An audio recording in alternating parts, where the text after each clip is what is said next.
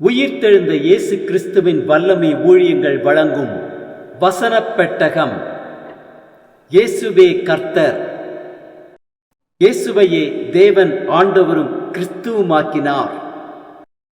இயேசுவே ராஜாதி ராஜா, கர்த்தாதி கர்த்தா. கிறிஸ்துவே மரித்தோர் மேலும் ஜீவனுள்ளோர் மேலும் ஆண்டவர். கிறிஸ்துவே போதகரும் ஆண்டவருமாயிருக்கிறார். வசனப் பெட்டகத்தின் இன்றைய தின கருப்பொருள்: தேவனை துதி. தேவாதி தேவனை துதியுங்கள். தேவனுடைய மகத்துவத்தையும் அவரை துதித்தலை குறித்ததான வேத வசனங்களை பார்க்கலாம். உபாகமம் 10:17-18 வாசிக்கிறோம்: உங்கள் தேவனாகிய கர்த்தர் தேவாதி தேவனும் கர்த்தாதி கர்த்தரும் மகத்துவமும் வல்லமையும் பயங்கரமுமான தேவனுமாயிருக்கிறார்.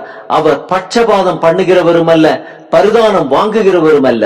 அவர் திக்கற்ற பிள்ளைகளுக்கும் விதவைக்கும் நியாயம் செய்கிறவரும், அந்நியன் மேல் அன்பு வைத்து அவனுக்கு அன்ன வஸ்திரம் கொடுக்கிறவருமாயிருக்கிறார். தானியேல் 2:47 வாசிக்கிறோம்: ராஜா தானியேலை நோக்கி, நீ இந்த மறைப்பொருளை வெளிப்படுத்தினபடியினால் மெய்யாய் உங்கள் தேவனே தேவர்களுக்கு தேவனும் ராஜாக்களுக்கு ஆண்டவரும் மறைப்பொருளை வெளிப்படுத்துகிறவருமாய் இருக்கிறார் என்றான். சங்கீதம் 97:9 வாசிக்கிறோம்: கர்த்தாவே, பூமி முழுவதுக்கும் நீர் உன்னதமானவர், எல்லா தேவர்களிலும் நீரே மிகவும் உயர்ந்தவர். சங்கீதம் 50:23 வாசிக்கிறோம்: ஸ்தோத்திர பலியிடுகிறவன் என்னை மகிமைப்படுத்துகிறான், தன் வழியை செவ்வைப்படுத்துகிறவனுக்கு தேவனுடைய இரட்சிப்பை வெளிப்படுத்துவேன் என்று சொல்லுகிறார். சங்கீதம் 107:1 வாசிக்கிறோம்: கர்த்தரை துதியுங்கள், அவர் நல்லவர், அவர் கிருபை என்றும் உள்ளது. சங்கீதம் 95:2-3 வாசிக்கிறோம்: துதித்தலுடனே அவர் சந்ததிக்கு முன்பாக வந்து சங்கீதங்களால் அவரை ஆர்ப்பரித்து பாடக்கடவும். கர்த்தரே மகா தேவனும் எல்லா தேவர்களுக்கும் மகாராஜனுமாயிருக்கிறார். சங்கீதம் 107:8-9 வாசிக்கிறோம்: தவனமுள்ள ஆத்துமாவை கர்த்தர் திருப்தியாக்கி பசியுள்ள ஆத்துமாவை நன்மையினால் நிரப்புகிறார் என்று அவருடைய கிருபை நிமித்தமும் மனுபுத்திரருக்கு அவர் செய்கிற அதிசயங்களின் நிமித்தமும் அவரை துதிப்பார்களாக.